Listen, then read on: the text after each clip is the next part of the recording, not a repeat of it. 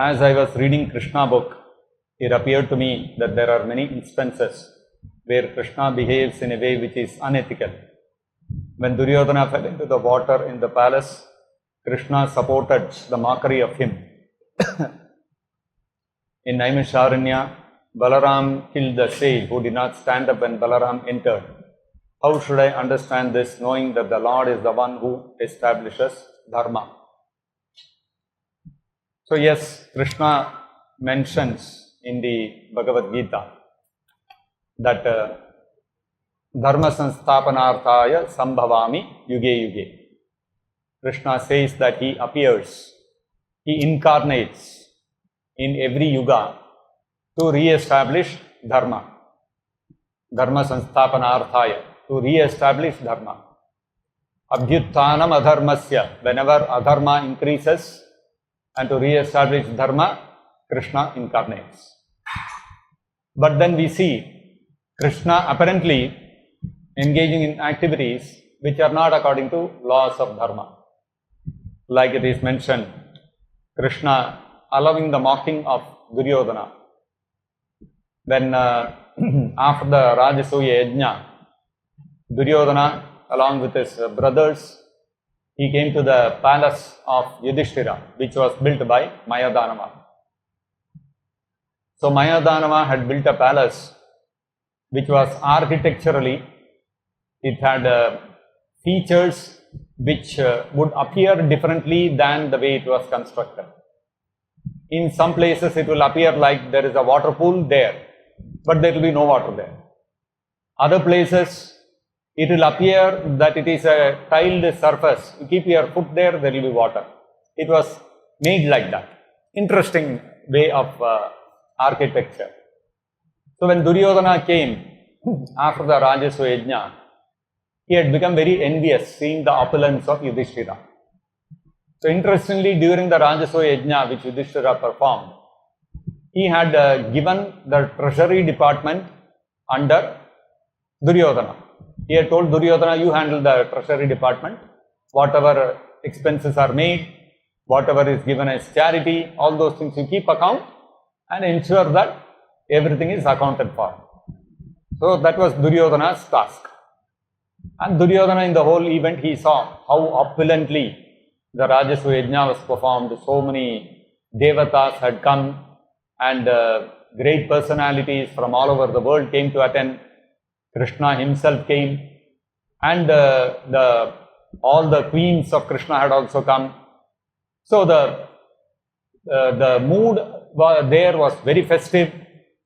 Lot of beautiful queens of Kṛṣṇa, and not only that, Draupadi herself and the Pancha Pandavas and the kings from all over the world, all the important Kshatriya kings, all the important Vaishyas of the world, means all the rich people of the world, all the important Shudras, they had also been invited. All the sages, important sages, they had also come. Devatas had come. So like this, it was a very glittering, glamorous program, event. So at the end of it, Yudhiṣṭhira felt envious. Such a big event Yudhiṣṭhira managed. I could not do this. And that too, how? They had, Dhritarashtra had given Yudhiṣṭhira a barren piece of land. It was just a simple forest, which was Khandavaprastha. Indraprastha, they renamed it as Indraprastha. And Khandavaprastha is extending from today's Delhi up to about Haryana. Haryana, even today there is a Khandava forest. Even today it is there. So up to there, it was a simple forest. No inhabitation, no villages, and it was not a very big forest also like that. Not much vegetation. You see on the banks of the Yamuna, the water is a little salty. So it is brackish water, brine water. So what happens is, you have to give one chair to play. You have a chair? So because of the brackish water, come. Sadhacharya Prabhu, come. So because of the brackish water, you don't have much greenery, grass, plants, all these things to grow is very tough. So some local hardy plants are there, only those grow. So that kind of place was given to Yudhiṣṭhira and the Pandavas. They took that, and with Krishna's help, they got Vishwakarma and Māyā-danava. Vishwakarma came and built the Indraprastha city. And Māyā-danava came and built the entire palace of the Pandavas.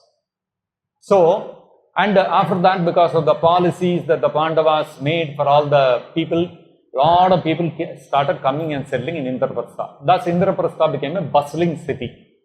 What was, the uninhabited land became a bustling city. So, when Duryodhana came and saw this, the opulence of Indraprastha has exceeded the opulence of Hastinapura. Hastinapura is the capital of the whole world. Indraprastha has exceeded that. He became very envious. And he had heard a lot about the Pandavas' palace. So he had heard there was amazing architecture and all that. So we should go and see. So that's how he came there.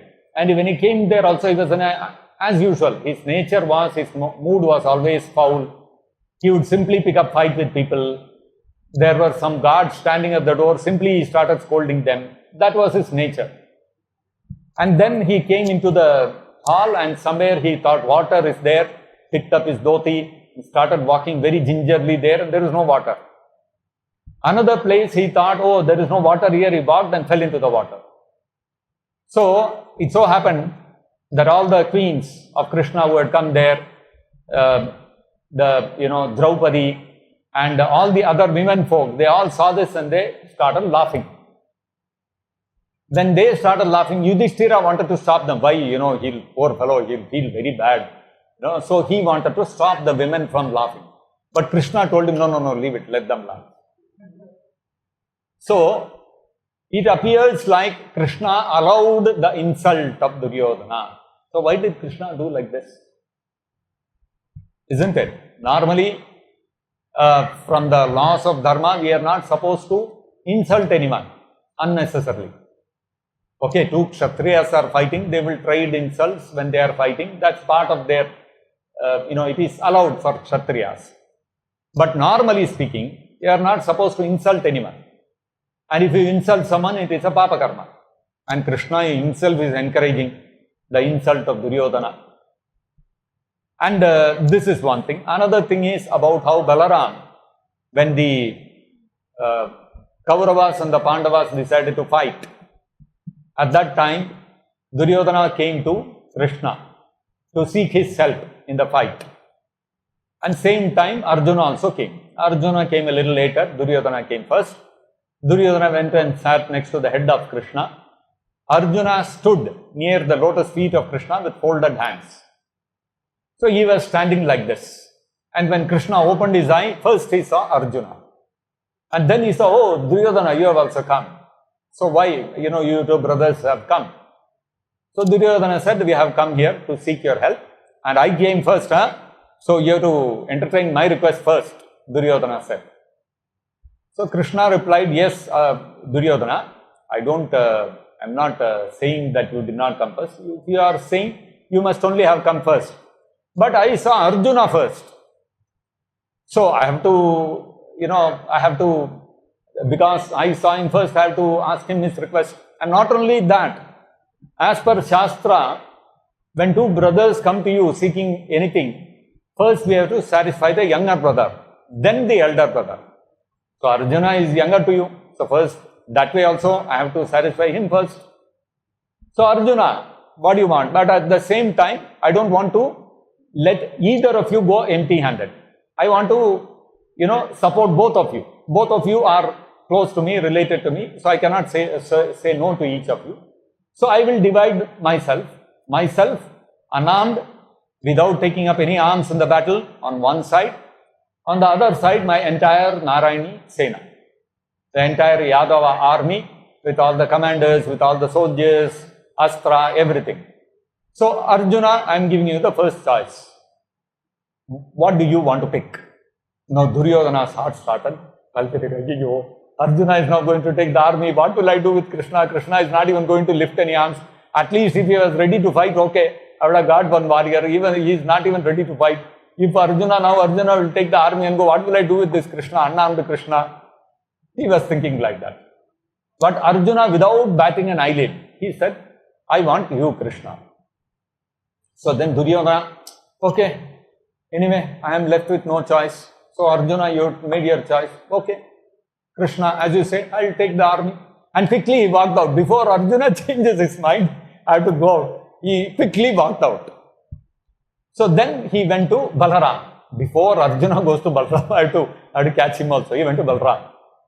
And he said, Balarama, I have come seeking your support. And he was thinking, because Duryodhana had taught him the art of fighting with the Gada. Gada Yuddha, Duryodhana had learned from Balarama. So he thought Balarama will definitely support me. So he went to Balarama. And he told him, I want your support.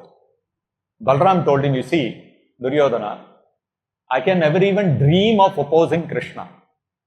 And Kṛṣṇa will never support you. So there is no question of me supporting you. At the same time, I don't want to be involved in this fight between two brothers. Both of you are dear to me. You are also dear to me. Pandavas are also dear to me. So I have decided I will not fight. I am going to go on a pilgrimage. And so when the Kurukshetra war started, Balarama left Dwaraka and he went on an all India pilgrimage. And when he went on an all India pilgrimage, he went to many places. He went to Kanyakumari, he went to Prabhasa Kshetra, all the pilgrimage places in India he covered. While he was covering like that, he came across one assembly of lot of sages, rishis. They were all sitting and they were having some spiritual discourses. So one of the brāhmaṇas in that assembly, Romaharṣaṇa Sūta, he was selected to sit on the Vyāsāsana and give the class. So normally a person who sits on the Vyāsāsana, once he sits on the Vyāsāsana, anybody else enters the assembly, he does not have to get up to offer his respect. That's the normal culture. Now when Balarama entered the assembly, everybody stood up to offer their respects. Romaharṣaṇa Sūta, he was seated on the gaddi. He did not get up. He was thinking, I am seated on the Vyāsāsana, why should I get up? And after all, Balarama is a Kshatriya, I am a brāhmaṇa, like that he thought. He did not consider, he failed to consider that Balarama is the Supreme Personality of Godhead. So, all other rules you have to keep aside and you have to offer your respects. He should have immediately got up and offered his obeisances. He did not do that. So, therefore, Balarama said, you have transgressed the Vedic principles, you have not offered respects to the Supreme Personality of Godhead. So, therefore, you have lost the right to live. So, Balarama took one blade of grass and he swiped it like this and immediately cut off the head of Romaharṣaṇa Sūta. Because that's the punishment he had to get, and by that he got liberated, he got purified. So, the Lord's killing or the Lord's protection is all the same. But of course, that does not mean that we antagonize the Lord. We try to achieve the favor, the protection of the Lord. So, here also, why did Balarama kill a brāhmaṇa? Kshatriya is never supposed to kill a brāhmaṇa. So why? Why did he do that? And that too, he was not opposing him or anything. So, like I explained, whether one is a brāhmaṇa or one is a devotee or one is a highly advanced spiritualist or one is a sannyasi, a brāhmaṇa and a sannyasi are considered the topmost people in the varnashrama system. In the society, Vedic society, they are considered as sannyasi and a brāhmaṇa are considered the topmost people. And everybody has to offer respects to them. Brāhmaṇa means a brāhmaṇa who is qualified. He has studied the Vedas, he has dedicated his life to serve the Supreme Personality of Godhead. One who has Satyam, Shaucham, Kṣama, Daya, Arjavam, Astikyam. One who has all these qualities which is described in the Bhagavad Gita, such a person has to be respected. Now, if after achieving such a high position in the society, and we have to understand that even that position as a brāhmaṇa or as a sannyasi is also material position. It is a designation given in the material world for the organization and proper smooth functioning of the society. So it is still material, it is not transcendental. Now the Supreme Personality of Godhead, Kṛṣṇa, he is beyond all these things. He is beyond the varnashrama dharma also. So we cannot apply the rules of the varnashrama dharma to the Supreme Personality of Godhead. So Balarama, being the Supreme Personality of Godhead, he should not be seen as simply a Kshatriya or a king. He has to be seen as a Supreme Personality of Godhead, to whom even a sannyasi, a brāhmaṇa, a spiritualist, a rishi, muni, everybody has to offer their respects. So therefore, Romaharṣaṇa Sūta committed a mistake there. He saw the Supreme Personality of Godhead with material vision. According to the Padma Purana, Arche Siladhir, Gurusho Naramatihi, to see the Supreme Personality of Godhead, or even his Vigraha, his deity Archa Vigraha in the temple, to see it on material platform. Oh, he is a Kshatriya, he is a man, he is a king. These are all material considerations. Or the Archa Vigraha of Kṛṣṇa in the temple. This is made of metal, this is made of wood, this is made of clay or stone. To think like that is Naraki Buddhihi. It is a hellish mentality. And even the Guru, even to consider somebody like Prabhupada, who is the bona fide Guru, to see him on that material platform, oh no, he was born in a Kayastha family, he was not a Brahmana, he was a Bengali, he was, he crossed, as a sannyasi, crossed the ocean. All these kind of material considerations we should not have towards a Guru, Acharya like Prabhupada, not towards Kṛṣṇa or his Vigraha. If anybody does that, then he has to go to Naraka, he has to go to hell. So Balarāma saved Romaharṣaṇa Sūta from going to hell by punishing him on the spot. So in that sense, Balarāma's punishment was also a benediction for Romaharṣaṇa Sūta. Now, immediately after that, all the other sages, what did they say? They all got together and told Balarāma, oh Balarāma, what have you done? You have killed Romaharṣaṇa Sūta. So why did they say like that? Not that some shastric, this one, dharma, principles of dharma had been violated, nothing like that. They said what to do, Balarāma, when Romaharṣaṇa Sūta sat on the Vyasa Gaddi, we had blessed him with a long life, long ayu. But you killed him right now, so our blessing has become useless. It has become worthless.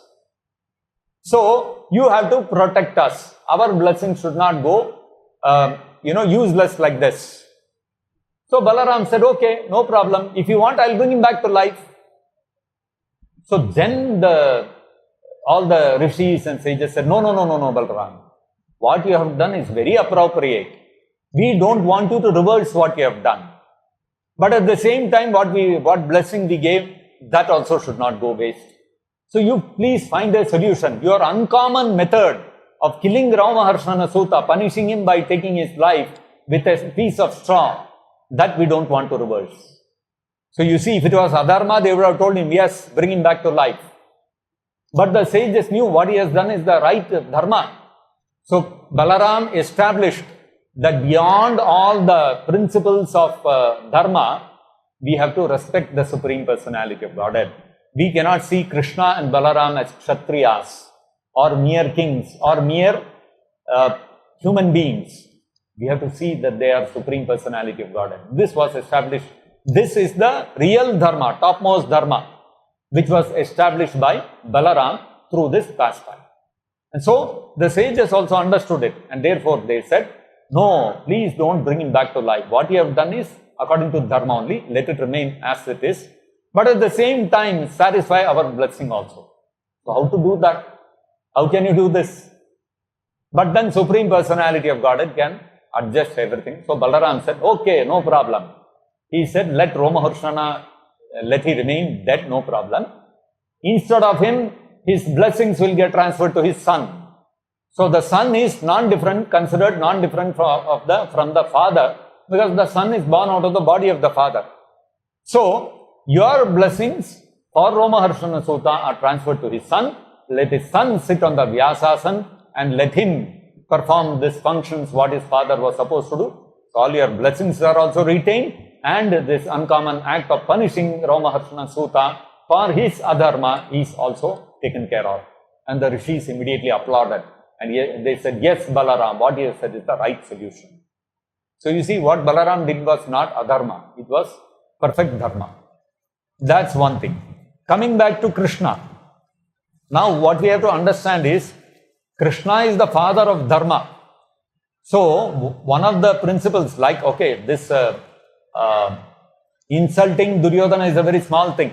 In the battle of Kurukshetra, Kṛṣṇa told Arjuna to kill the Karṇa, who was unarmed. That was a very bigger, transgression of dharma, no? That was a bigger adharma. So what we have to understand is, and another thing, Kṛṣṇa told Yudhiṣṭhira to tell a lie, that Abhimanyu had died in the battlefield. Not Abhimanyu, sorry. Ashwathama had died in the battlefield to Dronacharya. So he told Yudhiṣṭhira to lie. That's also a transgression of dharma. So how is Kṛṣṇa doing all these things? So what you have to understand is, Kṛṣṇa is the father of dharma. All the Vedic scriptures which are the source of dharma are coming from where? Etad mahato nishvasitam etad. So the entire Vedic scriptures are emanating from the breathing of Mahavishnu. Mahataha nishvasitam.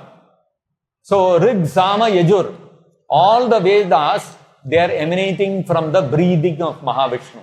When Mahavishnu exhales, that exhalation of Mahavishnu is the Vedic scriptures, the 4 Vedas.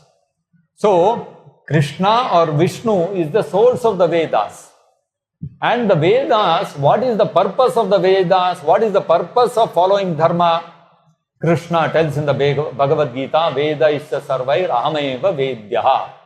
The only single point of the single purpose of the entire Vedas, following all the rules and regulations of the Vedas, following all the principles of dharma, the one single central purpose of that is to bring you to the point of knowing Kṛṣṇa and surrendering to Him. That is why Kṛṣṇa says that Bahunam Janmanam Ante Jnanavan Mam Prapadyate Vasudevaha Sarvamiti Samahatma Sudurlabhaha. So to come to that point, that Kṛṣṇa is everything. Kṛṣṇa is the goal of the Vedas. The entire principles of dharma, the principles of varnashrama system, all those principles what are there, the goal is to finally know Kṛṣṇa. And once you know that Kṛṣṇa is the goal to be known by all the Vedas, Kṛṣṇa, to come to the point of surrendering to Kṛṣṇa, is the purpose of following dharma, jnana, yoga, all these things. Then what happens? Such a Mahatma surrenders Kṛṣṇa, you are everything. Such a Mahatma is very, very rare.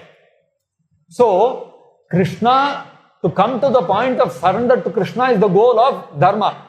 All the dharma, principles of dharma are given by Kṛṣṇa. So, Kṛṣṇa himself is beyond the laws of dharma. And so, whatever Kṛṣṇa says, if Kṛṣṇa tells someone, orders someone, you do this, that becomes dharma. That is why when Kṛṣṇa told Yudhiṣṭhira to tell a lie that Ashwathama has died, Yudhiṣṭhira was renowned all over the 3 worlds. Even in the Swargaloka, the Devatas also used to speak that Yudhiṣṭhira is such a personality, has never lied in his life. Always speaks the truth. So when Kṛṣṇa told Yudhiṣṭhira to lie, Yudhiṣṭhira hesitated for a moment. How can I lie? Now because Yudhiṣṭhira throughout his life, he has always followed dharma and he never lied, always spoke the truth. His chariot always used to be a few inches off the ground. His chariot would never touch the ground. The moment he hesitated to follow the order of Kṛṣṇa to lie, immediately the chariot came down on the ground. Because when Kṛṣṇa told him to lie, that was his dharma. His dharma was to lie, and he hesitated, immediately it became adharma on his part, his chariot came down. And for the same reason, after all the battle of Kurukshetra got over, the Pandavas ascended to the throne, and then finally Kṛṣṇa wound up his pastimes. They put Parikshit on the throne and they went for Mahaprasthana. And when the Pandavas went for Mahaprasthana, they all went to Swarga. But then, for a few seconds, Yudhiṣṭhira had to have a sight of hell. Why? Because he hesitated to follow the order of Kṛṣṇa to lie. So, normally for my own purpose, if I lie, then it becomes adharma. But when Kṛṣṇa orders to lie, then it becomes dharma to lie. You see, this is the understanding we get from Kṛṣṇa's pastimes. So, when Kṛṣṇa told Arjuna to shoot Karṇa, who was unarmed, Arjuna unhesitatingly did that. Why? Because that is dharma. To follow the order of Kṛṣṇa is dharma. To disobey the order of Kṛṣṇa is adharma. Ultimately, that is the definition of dharma. So the Shastras state, dharmam tu sakshat bhagavat pranitam. Whatever the Lord Kṛṣṇa, Supreme Personality of Godhead, He orders, that is dharma. So actually, where does all the dharma come from? All the Vedas, all the dharma has come from Vishnu only. Etad mahataha nishvasitam etad rigya yajur sama. So all the Vedas are spoken by the Supreme Personality of Godhead. And when He directly gives an order to disobey those Shastras and follow some other order, it becomes our duty to follow the direct order. This is the principle of dharma. So nowhere does Kṛṣṇa transgress the laws of dharma. Whatever Kṛṣṇa orders or whatever Kṛṣṇa does, that becomes dharma. We have to understand. But these are all exceptional circumstances. So we should not think that, oh, Kṛṣṇa is told to lie, so lying is dharma, so my whole life I will lie. No. We have to go by the general order of Kṛṣṇa to always speak the truth. In a specific, exceptional circumstance, Kṛṣṇa directly ordered, now it is your duty to lie to Yudhiṣṭhira. That became his dharma. So when the Lord orders directly or He does something directly, that becomes dharma. Okay?